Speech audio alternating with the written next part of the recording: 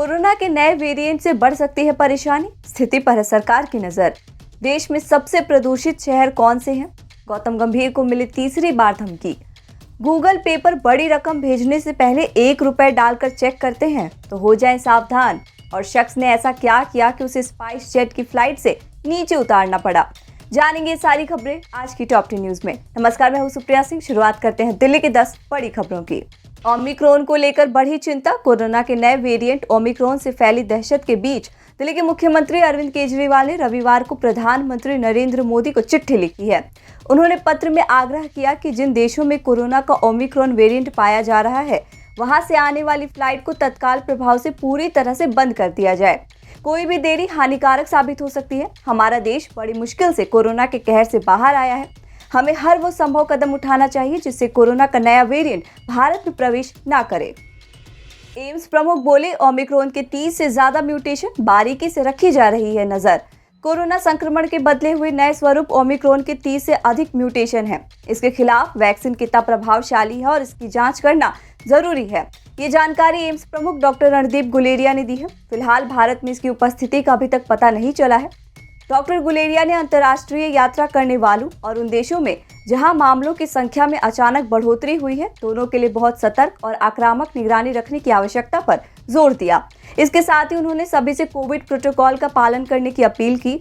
उन्होंने कहा कि साथ ही सुनिश्चित करना होगा कि लोगों को वैक्सीन के दोनों डोज मिले और जिन्होंने अभी तक वैक्सीन नहीं लिया है उन्हें ले लेना चाहिए। दिल्ली में कोरोना के नए वेरिएंट से एक भी शख्स हुआ संक्रमित तो तेजी से फैलेगा कोरोना का नया वेरिएंट। डिप्टी सीएम ने कहा, सरकार अलर्ट मोड पर है। दिल्ली के उप मुख्यमंत्री मनीष सिसोदिया ने कहा कि कोविड-19 का एक नया वेरिएंट आने के मद्देनजर सभी सरकारी विभाग हाई अलर्ट पर है।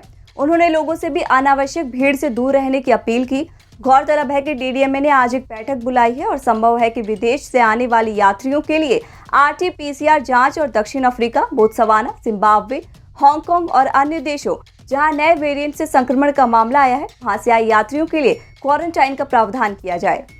राजधानी दिल्ली में कोविड से हुई एक मौत। बीते 24 घंटे में 53,000 से ज्यादा टेस्ट करने के बाद सामने आए 32 नए मामले। 33 मरीज ठीक होकर घर गए। हॉस्पिटल में 138, कोविड केयर सेंटर में 3 और होम आइसोलेशन में 115 मरीजों का चल रहा है इलाज। 24 घंटे में 1,23,901 लोगों को वैक्सीन लगाया गया। दिल्ली में कुल एक्टिव केसों की संख्या 288।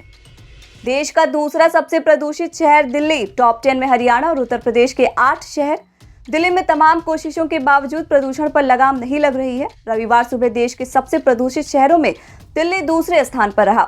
एयर क्वालिटी इंडेक्स के मुताबिक दिल्ली की हवा बेहद खराब रिकॉर्ड की गई। हालांकि एक दिन पहले दिल्ली की हवा ज्यादा जहरीली थी, जिसमें मामूली सुधार हुआ है। देश के सबसे प्रदूषित शहरों में फरीदाबाद पहले स्थान पर और टॉप 10 शहरों में 5 हरियाणा और उत्तर प्रदेश के 3 शहर शामिल हैं। गौतम गंभीर को मिली तीसरी बार धमकी। बीजेपी सांसद और पूर्व भारतीय क्रिकेटर गौतम गंभीर को ISIS कश्मीर ने तीसरी बार जान से मारने की धमकी दी है। 28 नवंबर की रात को उन्हें ये धमकी भरा ईमेल भेजा गया। इस बार मेल में दिल्ली पुलिस का भी जिक्र किया गया है। कहा गया है कि उनकी सुरक्षा में लगी पुलिस भी कुछ नहीं कर पाएगी। ईमेल में कहा गया कि दिल्ली पुलिस और IPS श्वेता भी कुछ नहीं कर सकते। बता दें कि गौतम गंभीर को हाल ही के दिनों में ISIS कश्मीर से 2 बार जान से मारने की धमकी वाले ईमेल आ चुके हैं। इसके बाद बीजेपी सांसद के घर की सुरक्षा बढ़ा दी गई थी। ऑक्सीजन सिलेंडर के नाम पर ठगी करने वाले गिरोह का हुआ भांडाफोड़। दिल्ली की special cell cyber crime unit ने कोविड-19 महामारी के दौरान जरूरतमंद मरीजों को ऑक्सीजन सिलेंडर की बिक्री के बहाने ठगने वाले गिरोह का भांडाफोड़ किया है। ये गिरोह सोशल मीडिया पर जरूरतमंद लोगों को ऑक्सीजन सिलेंडर मुहैया कराने के बहाने फंसाता था और बाद में सिलेंडर को जल्द डिलीवरी देने का झूठा आश्वासन देकर उनसे पैसे ऐंठता था। मामले में अब तक कुल 9 आरोपी गिरफ्तार किए जा चुके हैं, जबकि एक आरोपी को कोर्ट ने भगौड़ा घोषित कर दिया है। इस गिरोह के मास्टरमाइंड को भी पुलिस ने गिरफ्तार कर लिया गया है। आरोपी कोचिंग सेंटर चलाता है और उसके पास MCA की भी डिग्री है। गूगल पे से लेन देन करते हैं तो हो जाए सावधान। रोहिणी सेक्टर 7 के एक हड्डियों के प्रतिष्ठित डॉक्टर से एक ठग ने सेना का जवान बनकर 1 लाख रुपए ठग लिए। रोहिणी नॉर्थ थाना पुलिस ने मामला दर्ज कर जांच शुरू कर दी है। पुलिस को दी शिकायत में डॉक्टर ने बताया है कि रोहिणी सेक्टर 7 में एक निजी क्लिनिक चलाते हैं। 17 नवंबर को उनके पास एक अनजान व्यक्ति का फोन आया। उसने खुद को सेना का जवान बताया।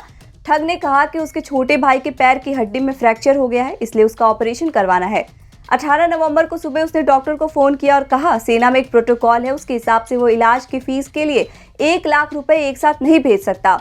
इसके बाद उसने डॉक्टर को गूगल पे ऐप खोलने को कहा और 1 रुपया भेजा।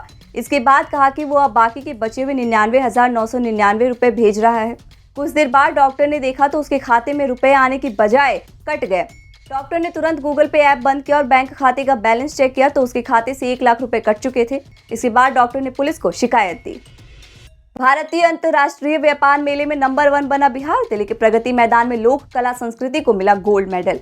दिल्ली के प्रगति मैदान में चलने वाले ट्रेड फेयर का समापन हो गया है। अंतर्राष्ट्रीय व्यापार मेले में सजे बिहार पवेलियन को गोल्ड पुरस्कार हासिल हुआ है। 40वीं भारतीय अंतर्राष्ट्रीय व्यापार मेले में 24 राज्यों की प्रदर्शनी लगी थी। साथ ही कुछ प्रदर्शनी विदेशों से भी थे। स्पाइस जेट की फ्लाइट में हुआ अजीबोगरीब वाकया। गुवाहाटी से दिल्ली जा रही स्पाइस जेट एयरलाइंस की फ्लाइट में अचानक उस समय हंगामा खड़ा हो गया जब एक यात्री फ्लाइट के अंदर हैरत अंगेज हरकतें करने लगा और उसके व्यवहार के चलते उसे फ्लाइट से नीचे उतारना पड़ा। इस बारे में स्पाइस जेट की उड़ान कुछ समय के लिए बाधित भी हुई।